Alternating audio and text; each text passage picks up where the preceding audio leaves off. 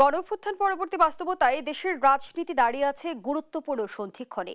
আগামী ফেব্রুয়ারিতে ত্রয়োদশ জাতীয় সংসদ নির্বাচন হওয়ার কথা। এই নির্বাচন সফলভাবে সম্পূর্ণ করাই অন্তর্বর্তী সরকারের সবচেয়ে বড় চ্যালেঞ্জ, এমনটি মনে করেন রাজনৈতিক বিশ্লেষকরা। এই নির্বাচনের প্রক্রিয়া ও ফলাফল নির্ধারণ করবে ভবিষ্যতের বাংলাদেশ কোন পথে যাবে, গণতান্ত্রিক শক্তির বিকাশ নাকি অতীতের পুনরাবৃত্তি। এদিকে পুলিশের মহাপরিদর্শক জানিয়েছেন, আগামী নির্বাচনে পুলিশের সবচেয়ে বড় চ্যালেঞ্জ সুষ্ঠু নির্বাচন আয়োজনে সক্ষমতা অর্জন ও ফ্যাসিস্টদের মোকাবেলা করা। অন্যদিকে নির্বাচন কমিশনের সবচেয়ে বড় চ্যালেঞ্জ জনগণের আস্থা ফেরানো, এমনটি মনে করেন দেশের সচেতন নাগরিকরা। ইসির সংলাপে এমনটি উঠে এসেছে। বর্তমান বাস্তবতায় আসন্ন নির্বাচনের মূল চ্যালেঞ্জগুলো কি, এসবই আজকের আলোচনায় আনবো। দর্শক, আমি ফার্নাস জুই, সবাইকে আমন্ত্রণ জানিয়ে শুরু করছি দেশ টেলিভিশনের নিয়মিত আয়োজন দেশ সাম্প্রতিক। নিবেদন করছে Arail angle channel and square বার। আজকের আলোচনায় আমার মুখোমুখি হয়েছেন ব্রিগেডিয়ার জেনারেল অবসরপ্রাপ্ত শামীম কামাল, ভূ রাজনীতি এবং নিরাপত্তা বিশ্লেষক ও চেয়ারম্যান জনতার দল। স্বাগত জানাচ্ছি আপনাকে। ধন্যবাদ। যেমনটি বলছিলাম যে সুষ্ঠু নির্বাচন আয়োজনই সবচেয়ে বড় চ্যালেঞ্জ, এমনটি বলছেন রাজনৈতিক বিশ্লেষকরা। পুলিশের মহাপরিদর্শক যেমনটি জানিয়েছেন যে সুষ্ঠু নির্বাচন আয়োজনে পুলিশের সক্ষমতা অর্জন এবং ফ্যাসিস্টদের মোকাবেলা করা সবচেয়ে বড় চ্যালেঞ্জ। অন্যদিকে আবার দেশের বিশিষ্ট নাগরিকরা মনে করছেন যে জনগণের আস্থা ফেরানো ইসির জন্য সবচেয়ে বড় চ্যালেঞ্জ। সরকারের আর কি কি চ্যালেঞ্জ সামনে থাকছে বলে মনে করেন? জি, আপনাকে ধন্যবাদ দেশ টেলিভিশনের দর্শক শ্রোতৃ মণ্ডলী। আমরা একটা সন্ধিক্ষণের মধ্যে দাঁড়িয়ে আছি। এই যে অগাস্টের যে সরকার স্বৈরাচার বলি আর যাই বলি, এই পতনের পরে প্রত্যাশার জায়গাটা ছিল অনেক উঁচুতে। সেই প্রত্যাশার যদি তিনটা ইয়ার্ডস্টিককে চিন্তা করি, যে তিনটা মূল এজেন্ডা সরকারের ছিল, ত্রয়ী এজেন্ডা। একটা ছিল সংস্কার, একটা ছিল বিচার, আর হলো নির্বাচন। সবগুলি একটার সাথে আরেকটা সম্পর্কযুক্ত। তো সংস্কারের অবস্থা হচ্ছে তথৈবচ।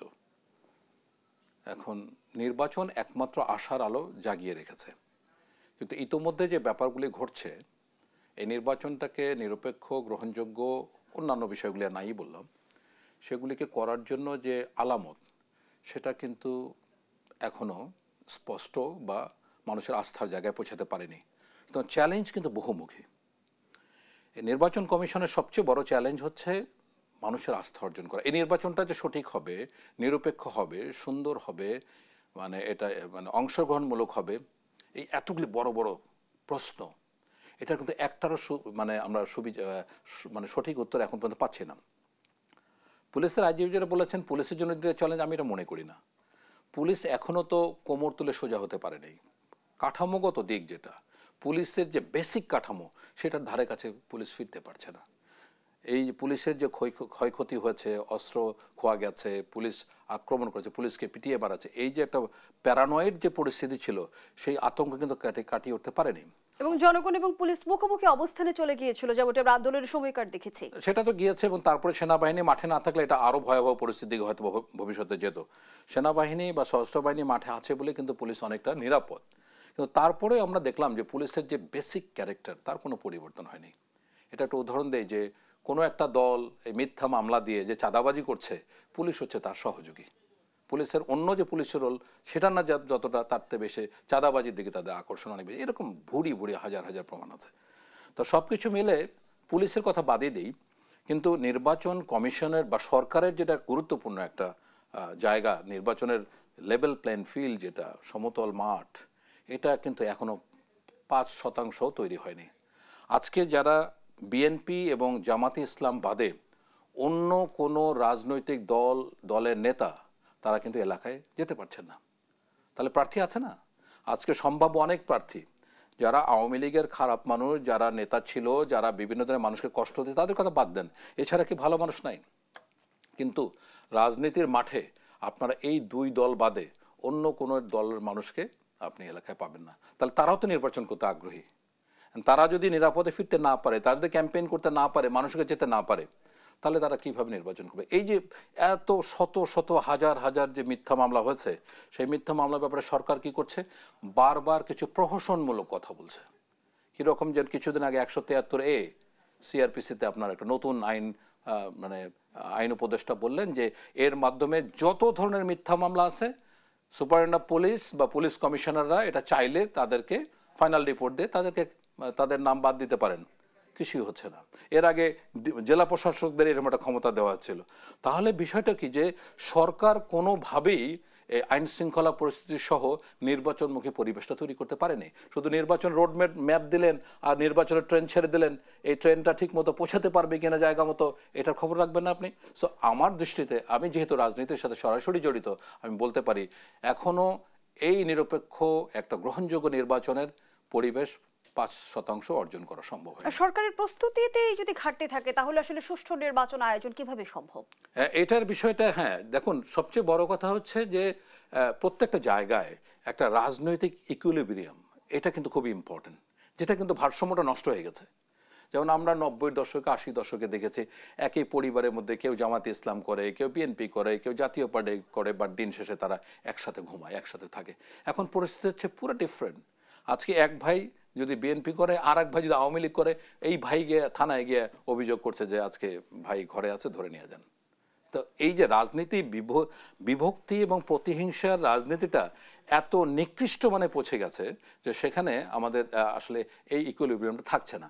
তো এটার জন্য মানে সরকারের যেটা করা উচিত ছিল, দেখুন এই যে মিথ্যা মামলা যদি অচিরেই, যদি সরকার সত্যিকার আন্তরিক হয় একটা সুষ্ঠু নির্বাচন করার জন্য, তাহলে আপনার অচিরেই এই মিথ্যা মামলাগুলি প্রত্যাহার করতে হবে। যত মানুষ যাদের বিরুদ্ধে কোনো অভিযোগ নেই, তারা যারা নির্বাচন করতে চায় তাদেরকে এলাকায় ফিরতে দিতে হবে। এই যে মিথ্যা মামলাগুলি যে আছে, এগুলির পিছনে আমি ছাত্র হত্যা মামলার সঙ্গে অনেক কিছু বলেছি। অনেক নিরীহ মানুষ মাসের পর মাস জেলে ছিল, পচে পচে মানে মরছে, ধুকে ধুকে মরছে। এবং মজার ব্যাপার হচ্ছে জজ সাহেবরা কাউকে বেল দিতে পারেন না। কিসের ইঙ্গিতে? আপনি চিন্তা করুন যে একজন ছাত্র হত্যার আসামি, সে হচ্ছে লালমনিরহাট জেলায় থাকে, সে কোনোদিন ঢাকায় আসে নেই, সে হচ্ছে আসামি, তাকে জজ সাহেব জামিন দিচ্ছে না। এবং হাইকোর্টেও আমরা দেখেছি যে কোনো জজ সাহেব যদি উদারনৈতিকভাবে জামিন দেন, তার ওই বিচারিক ক্ষমতা তাকে সরিয়ে দেওয়া হচ্ছে। তাহলে এটা কি ধরনের একটা প্রহসন চলছে? বিচার ব্যবস্থা বলেন, পুলিশি ব্যবস্থা বলেন, সরকারের সদিচ্ছা বলেন, নির্বাচন কমিশন বলেন, সব জায়গায় কি আপনি কোনো আস্থার জায়গা দেখতে পাচ্ছেন? আপনি চাইলে হঠাৎ করে একটা সুন্দর একটা জিনিসকে আপনি পেয়ে যাবেন? অসম্ভব। সো এই বিষয়গুলি নিয়ে এর পরে যে মূল স্টেক হোল্ডার রাজনীতির বিভিন্ন রাজনৈতিক দল, তাদের চাহিদা এত পরস্পর বিরোধী, এত সাংঘাতিক যে একটা মিট করতে গিয়ে আর একটা, এবং যারা আজকে এক কথা বলছে কালকে আর এক কথা বলছে।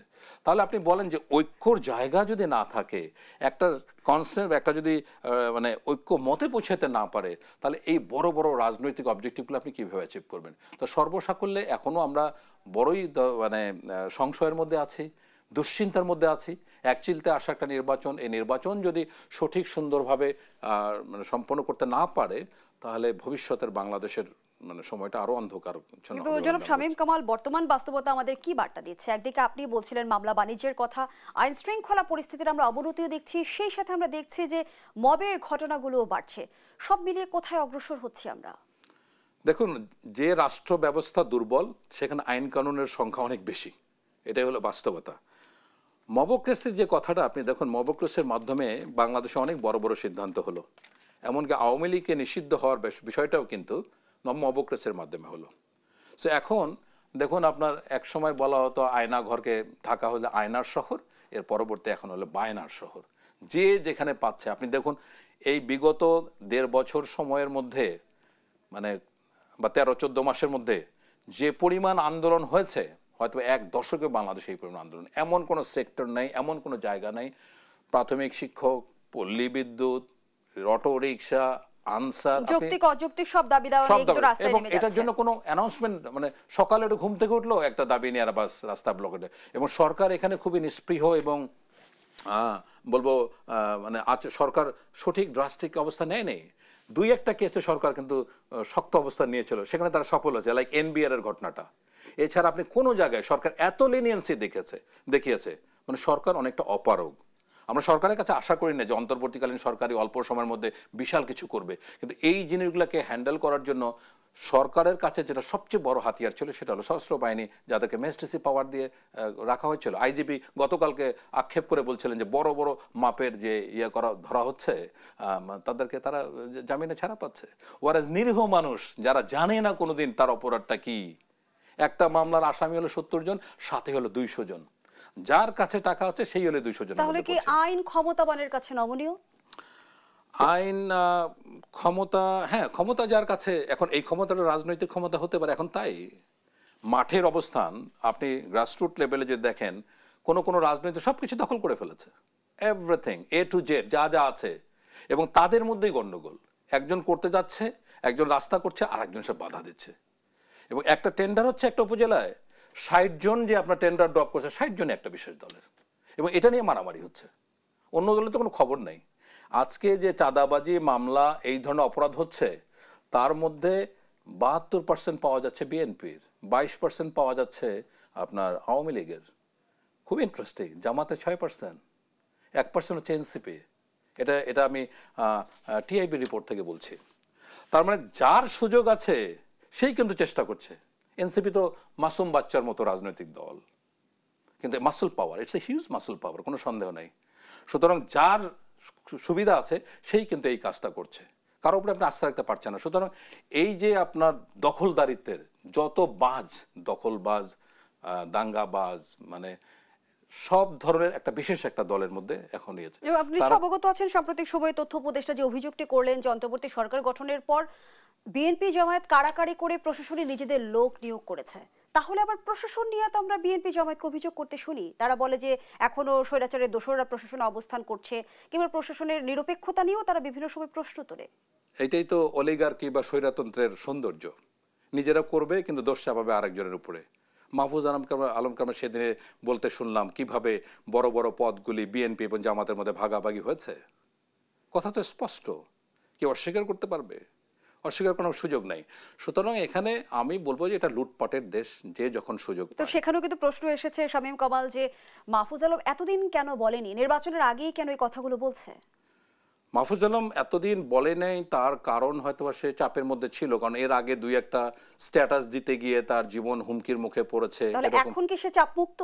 না, চাপমুক্ত বলবো না। সে চিন্তা করলো যে তাদের উপরে কিছু মানে আক্রমণ হচ্ছে, যেটার জন্য দায়ী হচ্ছে কোনো রাজনৈতিক দল। সেখানে সে এই কথাটা বলেছে যে এটা তো, এই দোষ তো আমার না, এই দোষ হচ্ছে ওদের। এরকম একটা মানে দায়সারা ভাবে জিনিসটাকে মানুষের কাছে প্রচার করছে যে আসলে এটার জন্য আমি দায়ী না, দায়ী হচ্ছে ওরা। সেখানেও আরেকটি প্রশ্ন আসে যে অন্তর্বর্তী সরকার কেন রাজনৈতিক দলগুলোর প্রতি এতটা নমনীয় হলো? অন্তর্বর্তীকালীন সরকার নমনীয় আমি তা বলবো না। অন্তর্বর্তীকালীন সরকারের কিছু সীমাবদ্ধতা আছে, সময়ের সীমাবদ্ধতা, তাদের রাজনৈতিক জ্ঞানেরও সীমাবদ্ধতা। এটা অনেকে মানে সমালোচনা করা বলে এটা এনজিও গভর্নমেন্ট অ্যান্ড দেন, ঠিক আছে, এটাকে আমরা স্বীকার করছি। তাদের যে কিছু আউটস্ট্যান্ডিং অ্যাচিভমেন্ট নাই, অবশ্যই তাদের কিছু আউটস্ট্যান্ডিং অ্যাচিভমেন্ট আছে। তো সবচেয়ে যে ঐক্যমত যে আমাদের কমিশন হয়েছে গত 14 মাসে, তারা কি দিল জাতিকে, এটা একটা বিশাল একটা। আমি কোনো একটা চ্যানেলে বলেছিলাম যে একটা বিষয় ঐক্যমত হওয়া এ জাতির পক্ষে সম্ভব না, কারণ হিস্টোরিক্যালি জাতিগতভাবে আমাদের জাতিতে 3000 বছরে ঐক্যর কোনো প্রমাণ নাই। এটা আমি বারবারই বলি যে মানে সেই ইখতিয়ার উদ্দিন মোহাম্মদ বখতিয়ার খলজি যখন নদিয়াতে আসছিলেন, অল্প কিছুদিনের জন্য বাঙালি জাতি ঐক্যবদ্ধ হয়েছিল। এটা বিভক্তি, প্রতিহিংসা, হানাহানির জাতি। 3000 বছরের রেকর্ড ঘেটে আমি বলছি। তাহলে দেন ঐক্যমত কমিশন বিভিন্ন রাজনৈতিক দলকে ডেকে স্বৈরাচার নিপাত করে একটা সুষ্ঠু গণতান্ত্রিক প্রক্রিয়া দেশ যাতে ফিরতে পারে, এটা নিয়ে কাজ শুরু করলো। এখন এখানে দেন সংস্কার 6টা না 11টা বোধহয় সংস্কার কমিটি হয়েছে। এই সংস্কারগুলো একটা আমি উদাহরণ দিই। নির্বাচন ব্যবস্থা সংস্কার কমিশন, বদিউল আলম মজুমদার যারা চেয়ারম্যান, তারা আজ থেকে 8 মাস আগে বা 7 মাস আগে চমৎকার কিছু প্রস্তাব করলেন। আমি যেহেতু রাজনৈতিক দলের সাথে নিবন্ধনের এই যন্ত্রণার সাথে জড়িত, এইভাবে বলছি। তারা বললেন যে 1/6 মানে 6 ভাগের 1 ভাগ জেলা এবং 1/10 উপজেলায় কমিটি করতে হবে। মানে যে কমিটি বা ভোটার আইডি দিতে হবে, মানে এগুলো জমা করতে হবে। এগুলি বাক্সবন্দী হয়ে থাকলো গত 8-9 মাস। এত ভালো ভালো সংস্কার, পুলিশের সংস্কার, একটা সংস্কার কি বাস্তবায়ন হলো? তাহলে সামনে যে নির্বাচন আসলো, আমরা আপনাদের কি সুফলটা পেলাম? আপনারা যে এত বড় বড় অফিস নিয়ে, এত বড় বড় সুযোগ নিয়ে, এত ঘন্টার করে সারা পৃথিবীর দৃষ্টি আকর্ষণ করে, এটা তো পাহাড়ের মুশিব প্রসক হলো। This is all nonsense. যদি দিন শেষে আপনারা আমাকে একটা জায়গায় একমত হতে না পারেন, তাহলে আমি আপনাকে কিভাবে আপনি সফল বলবো এই সংস্কারের কাজ আপনি সম্পন্ন করলেন? এবং এখন তো যেটা আমার মনে হচ্ছে বিএনপি কোনো রকম অপেক্ষা আছে নির্বাচনের, যা বলবে তাই শুনে নির্বাচন হবে। নির্বাচনে যে দলটা আসবে, বিএনপি ক্ষমতায় যদি আসে বা যেই আসুক না কেন, সাথে সাথে আন্ডু বাটনে প্রেস করে এভরিথিং ফরগটেন। সুতরাং এগুলি হচ্ছে মানে এই জাতির দুর্ভাগ্য যে এত পয়সা খরচ করে এত ত্যাগ করার পরে কোনো আশার আলো জাগাতে পারল না। এবং আমার কথা মতো আমি অনেক দিন আগে আপনার শোতে এসে বলেছি এই বিপ্লব ব্যর্থ হতে বাধ্য, এবং ব্যর্থ হচ্ছে এবং বেহাত হয়ে গেছে অলরেডি। এখন আমরা যেটা অপেক্ষায় আছি যে এই একটা রাজনৈতিক উত্তরণের মাধ্যমে যদি কিছু ভালো আসে, যেটার সম্ভাবনা খুবই কম। কিন্তু রাজনীতি সংস্কৃতি যদি পুরনো বৃত্তি আবর্তিত হতে থাকে, আদতে কোনো পরিবর্তন হবে কি, সে প্রশ্নটি আপনার কাছে রেখে বিরতিতে যেতে চাই। দর্শক, দেশ সাম্প্রতিকের এই পর্যায়ে একটা বিরতি নিচ্ছে, সাথেই থাকুন।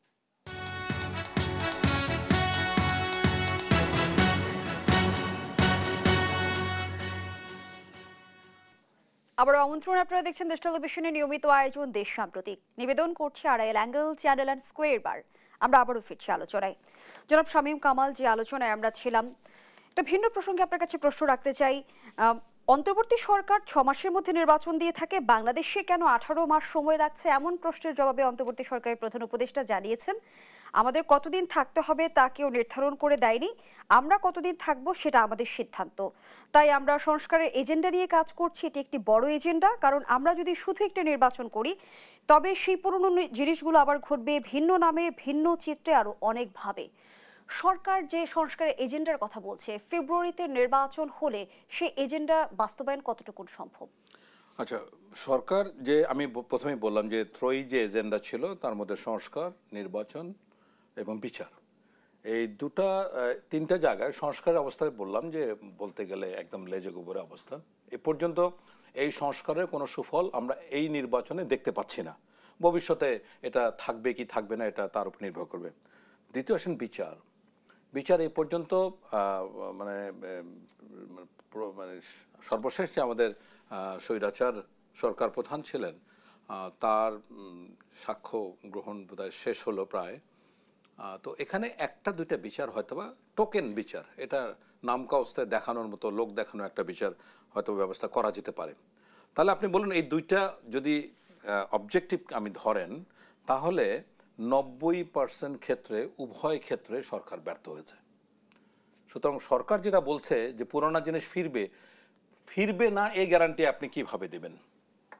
যদি রাজনৈতিক দলগুলির মধ্যে ঐক্যমত্য থাকতো, তাদের মধ্যে একটা সংস্কার, প্রত্যেকটা বিষয়ে যেগুলা বাংলাদেশের জন্য খুবই গুরুত্বপূর্ণ ছিল, যে কী ধরনের গভর্নমেন্ট হবে, কিভাবে পার্লামেন্ট কী রকম হবে, বাইক্যামেরাল হবে না কি হবে, ইত্যাদি ইত্যাদি, একটা বিষয় যদি একমত না হয়, প্রধানমন্ত্রীর ট্রেনের কতদিন হবে, এগুলি তো সব কিছু কিন্তু এখন মোটামুটি একটা পর্যায়ে হ্যাঁ ঠিক আছে মেনে নেওয়া হবে, দিস দ্যাট, কিন্তু গ্যারান্টিটা কি?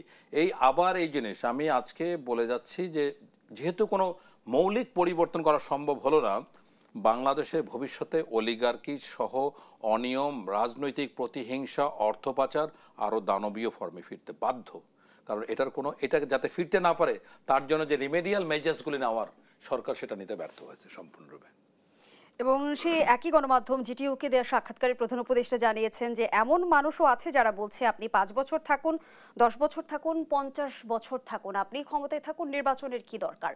তাহলে কি সাধারণ জনগণের মাঝে অন্তর্বর্তী সরকারের জনপ্রিয়তা বৃদ্ধি পেয়েছে? না, আমি তা মনে করি না।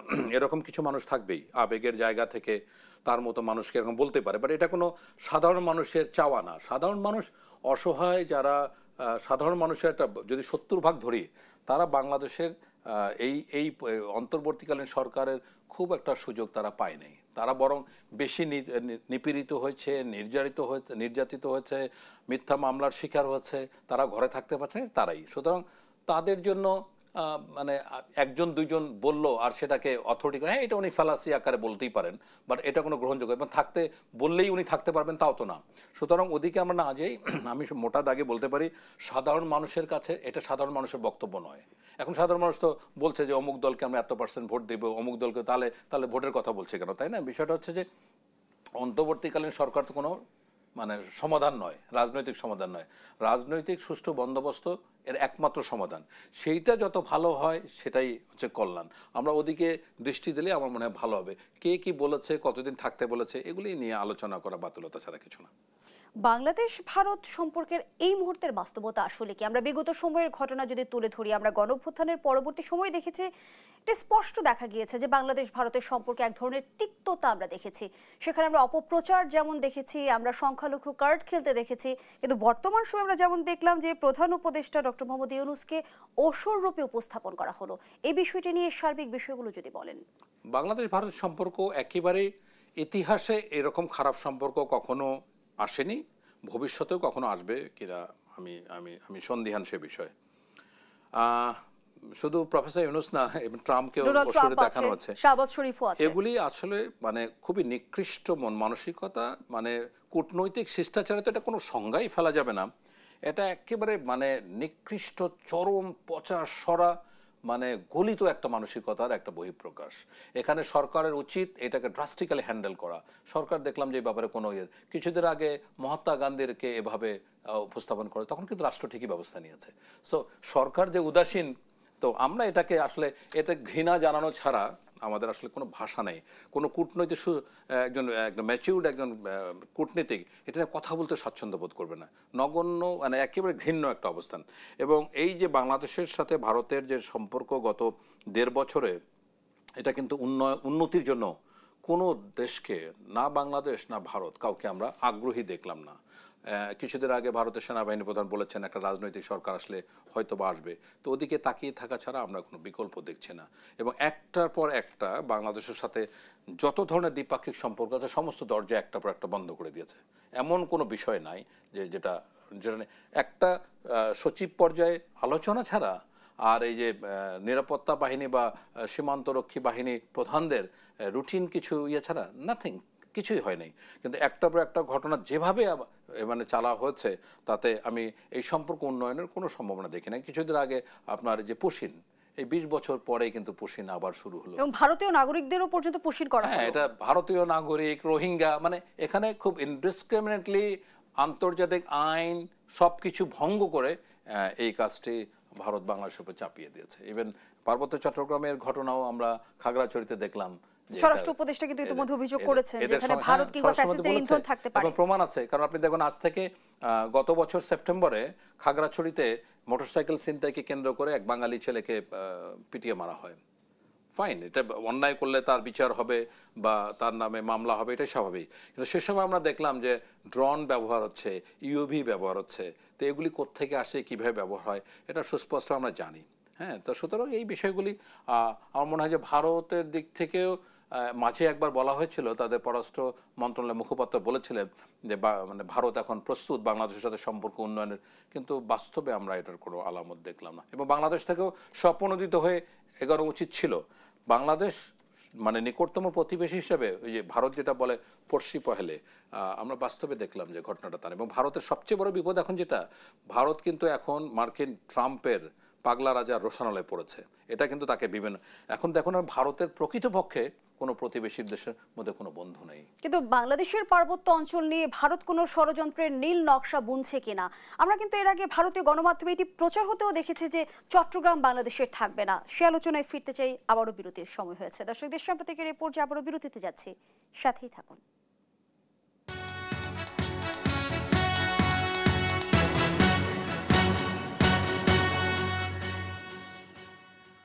আবারও আমন্ত্রণ, দেখছেন দেশ সাম্প্রতিক, নিবেদন করছে Arail angle channel and square বার। আমরা আবারও ফিরছি আলোচনায়। জনাব শামীম কামাল, যে প্রশ্নটি রেখে বিরতিতে গিয়েছিলাম, বাংলাদেশের পার্বত্য অঞ্চল ঘিরে ভারত কোনো নীল নকশা করছে কি? কারণ এর আগে আমরা ভারতীয় গণমাধ্যমেই কিন্তু সংবাদ প্রচার করতে দেখেছি যে চট্টগ্রাম বাংলাদেশের থাকবে না। ভারত নীল নকশা করছে কিনা এটা আমি সরাসরি উত্তর না দিয়ে আমি এভাবে বলবো যে এখানে তো নীল নকশা করার, বাস্তবায়ন করার হাতিয়ার তো এখানেই। আমরা যেটা দেখতে পেলাম যে বাংলাদেশের পার্বত্য চট্টগ্রামে সবসময় একটা প্যাকেজ রেডি থাকে, যে কোনো সময় এটাকে খেলতে হবে। তো আমরা এইবার দেখলাম যে এই মারমা কিশোরীকে ধর্ষণের কে কেন্দ্র করে লক্ষ্য উপলক্ষকে ছাড়িয়ে গেল। যে টার্গেটে তারা এগিয়েছিল এবং সেটা এতদিন মানে পরে প্রমাণিত হলো ধর্ষণ আদৌ ঘটেনি। তাহলে ধর্ষণ যদি না হয়ে থাকে, তাহলে এই যে লোকজন মারা গেল, 3-4জন লোক মারা গেল, এবং পাহাড়িরা কিন্তু প্রকৃতপক্ষে অত্যন্ত নিরীহ এবং খুবই সহজ সরল, এবং তারা খুব কষ্টে দিনাতিপাত করে। তো তাদের যে ভোগান্তি গেল, এখনও চলছে, সবকিছুর মূলে এটা একটা নকশা ছিল, একটা নীল নকশা ছিল, যেটার ইফেক্ট তারা পৌঁছাতে দিতে চাইছিল নিউ ইয়র্কে, প্রফেসর ইউনুসের নিউ ইয়র্কে অবস্থান থেকে শুরু করে এই পর্যন্ত। তো আমরা এখানে দেখতে পেলাম যে পুনরায় জেএসএস এবং ইউপিডিএফ তারা আবার সংগঠিত হওয়ার চেষ্টা করেছিল। আমি এমন একটা তথ্য পেয়েছি যে ইউপিডিএফ প্রস্তাব করেছে জেএসএসকে, সন্তু লামার যে সংগঠন, তাকে যে ফেনী থেকে খাগড়াছড়ি, দিঘিনালার বাবুছড়া পর্যন্ত এই জায়গাটার নিয়ন্ত্রণ চায়, এবং এটা যদি তাদেরকে দেওয়া হয় তাহলে তারা একসাথে আসবে। নিয়ন্ত্রণ মানে হচ্ছে চাঁদাবাজি। এখানে মূলত যদি তাদের ন্যায়সঙ্গত মানে পয়েন্ট থাকতো তাহলে কিন্তু এতগুলি ইউপিডিএফ এর 5-6টা, জেএসএস এর 5-6টা, এতগুলো কিন্তু গ্রুপ হওয়ার কথা ছিল না। তো সর্বসাকুল্যে এই বিষয়টা খুবই উদ্বেগজনক, এবং এর মধ্যে আমরা সুস্পষ্টভাবে জানি, আমি মানে ওখানে 24 ডিভিশন যেটা আছে, ডিভিশন সদর দপ্তর, ওখানে চাকরি করেছি, রুমাতে চাকরি করেছি, বিলাইছড়িতে চাকরি করেছি। আমি সুস্পষ্টভাবে তখন আমরা বলতে পারতাম যে কোথায় শান্তি বাহিনীর ক্যাম্প আছে, আজকে দুপুরে কি খাবার হয়েছে, কোথায় তারা অস্ত্র পাচ্ছে, সব কিছু ক্লিয়ার। তো এখনও কিন্তু আমরা ওই আলামতটা স্পষ্ট দেখতে পাচ্ছি। সম্প্রতি যে বিষয়গুলি, তাতে হয়তোবা আমরা দেখতে পাচ্ছি ভারতীয় কোনো বাহিনীর সরাসরি সম্পৃক্ততা রয়েছে। তারা বিভিন্নভাবে এটাকে উস্কানিমূলক, সহযোগিতামূলক যে ধরনের সহজে কাজ করার কথা তাই করে যাচ্ছে।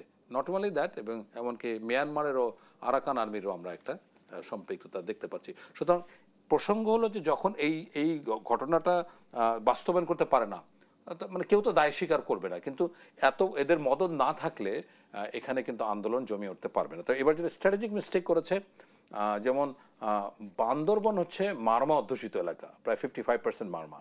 তো এখানে আপনি যদি মারমাকে কেন্দ্রিক কোনো ঘটনা ঘটান তাহলে কিন্তু একটা বড় ধরনের ফলাফল পাওয়া যাবে। সেখানে ভৌগোলিক রাজনীতি আসলে মুখ্য, জনমিতিটা ইম্পর্টেন্ট।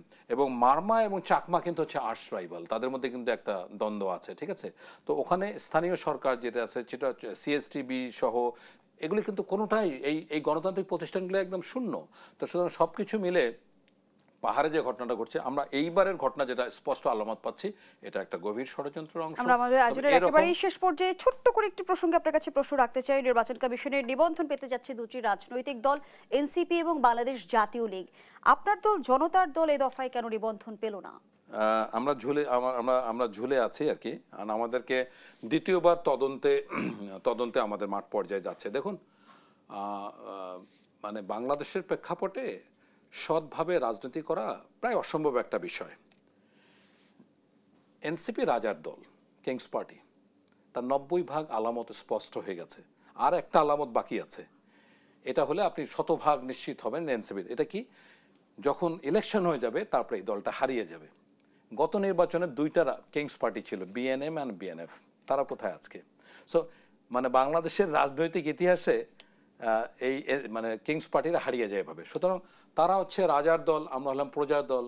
সো রাজার এবং প্রজার মধ্যে তো একটা তফাৎ থাকবেই। এনসিপির বিষয়ে অভিযোগ করছিলেন জনাব শামীম কামাল, কিন্তু জাতীয় লীগ যে দলটি নিবন্ধন পেতে যাচ্ছে সেই দলটির বিষয়ে অভিযোগ করেছে এনসিপি নেতা নাসিরউদ্দিন পাটোয়ারি। তিনি বলেন যে এ দলের নামে কোনো মিছিল, সভা বা সেমিনার দেখিনি, এসব কারণে ইসির প্রতি আমাদের সন্দেহ ঘনীভূত হচ্ছে। আমি জাতীয় লীগ সম্পর্কে আমার কাছে বিস্তারিত তথ্য না থাকার কারণে এটা উত্তর আমি দিতে চাচ্ছি না। আমি যেটা বলতে চাচ্ছি যে এই নিবন্ধন প্রক্রিয়াটা এটা খুবই জটিল এবং যন্ত্রণাদায়ক। আমি বলছি একজন সৎ রাজনীতিবিদ হিসাবে। এটা যদি এখন আমরা প্রথম করেছি, দেখুন এই যে 3-4টা পদ্ধতিতে যে করা হবে, তাতে একটা আমরা যারা নতুন রাজনৈতিক দল, আমাদের জন্য যেটা নিয়ম সেটা হচ্ছে 22টা জেলা এবং 100টা উপজেলায় আমাদের কমিটি করতে হবে। 200 ভোটারের সিগনেচার নিতে হবে। এটা কত কঠিন যে একটা কাজ, কত কঠিন একটা, এক বছরে সম্ভব না। কেন আপনাকে ভোটার, গ্রামের অনেক মানুষ ভোটার আইডি কার্ড দেওয়া মনে করে যে সে তার সম্পত্তি দিয়ে দিচ্ছে। একটা মেয়ে কেন তার ভোটার মোবাইল নাম্বার দিবে? এই যে জটিল, নতুন দল হিসাবে আমরা যখন গেছি তখন আপনি প্রয়োজন বোধ করছেন যে প্রক্রিয়া যেন আরো সহজতর করা হয়। সহজ, এটা একেবারে কঠিন, এটা অসম্ভব, এবং এই একটা প্রসেস করতে 20 থেকে 25 লক্ষ টাকা দরকার। আমরা আমাদের আয়োজনের একেবারেই শেষ পর্যায়ে অসংখ্য ধন্যবাদ জানাচ্ছি জনাব শামীম কামাল আপনাকে। দর্শক, শেষ করছি দেশ প্রান্তিকের আজকের আয়োজন। ধন্যবাদ এতক্ষণ আমাদের সাথে থাকার জন্য।